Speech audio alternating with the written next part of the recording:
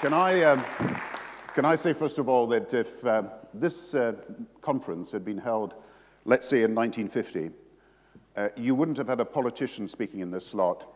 You almost certainly would have had Albert Einstein, whose idea of the world in flux and that new times need new ideas was what he tried to popularize. He wrote books about it. He used to come around Britain, speak in Oxford, Cambridge, everywhere else. He would drive around Britain when he was publishing his new book on the state of the world. He'd have a chauffeur with him. He'd do a 15-minute speech, leave, then move to the next venue, do another 15-minute speech, and he would give these speeches every night for weeks as he tried to publicize his book. His chauffeur sat in the audience and he gave the speech. One night, the chauffeur said, "You're giving exactly the same speech. I now know it off by heart. Why don't you sit in the audience and have a rest, and I will give the speech?" And Charlie, the chauffeur, came up and gave a brilliant rendition of the 15-minute standard talk about the state of the world. Unfortunately, on this evening, the chairman decided that there should be questions. And the chauffeur was rather stunned when the first question was, what is the relationship between the theory of relativity and quantum mechanics? And the chauffeur stood frozen for a minute, and then pointing at the audience said, "Friends, this question is so simple and straightforward.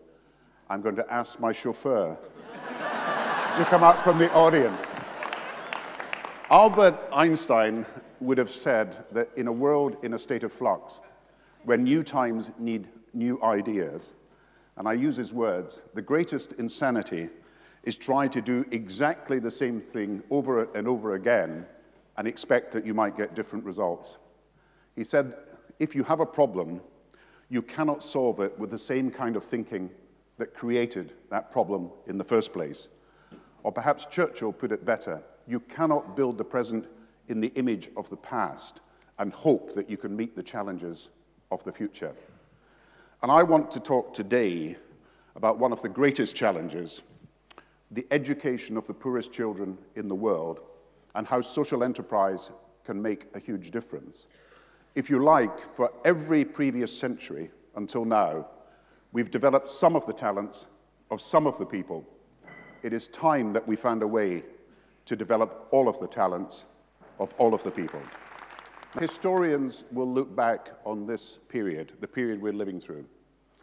They will look at the changes in technology, the changes in information technology in particular, the computing power that is available to us, the ability to draw on a worldwide store of knowledge, the advances in artificial intelligence, in neuroscience, in the capacity of the human brain, and they will ask, are these huge technological advances that we are seeing going to benefit only a small elite, or is it possible that for the first time in human history we can use these vast technological and scientific changes so that not just a minority, but that every child and every young person can benefit by proper investment in education. And I believe that social enterprise, working with governments, has a huge role to play in what could be the biggest advance in educational opportunity in our history. And I believe we cannot tolerate in the year 2012 a situation where 67 million children around the world today are not going to school, and there is no scientific or technological or medical or any other reason why we cannot solve this problem today, and I want to suggest to you how, working together, we can do it.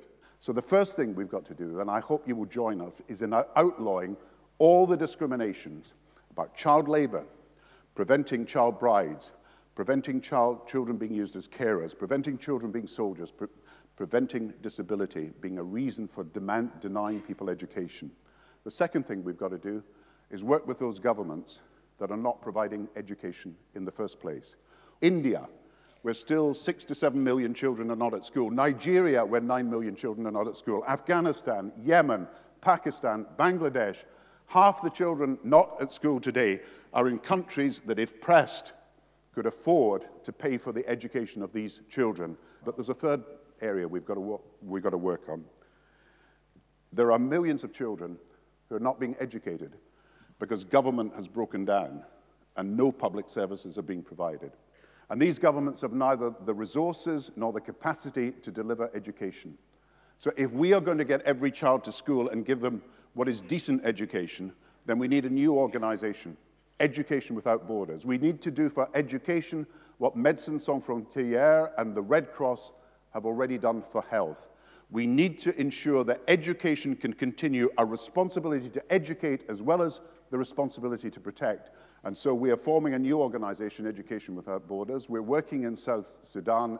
We will work in Somalia, then in Yemen, then in many other countries around the world.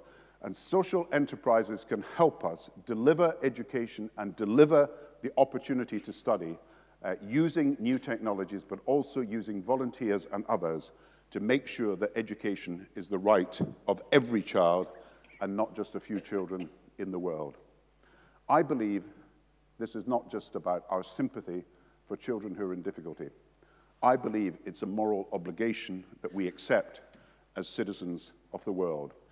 And I would suggest to you today that social enterprise, working with governments in the delivery of education for children in some of the most difficult parts of the world, could make a huge difference so that we are the first generation in history to be able to say that every child has the chance and will be delivered education at school. From a world where only some of the people have been able to develop some of their talents, we can go on to create a world where all of the people have the chance to develop all of their talents. Thank you very much.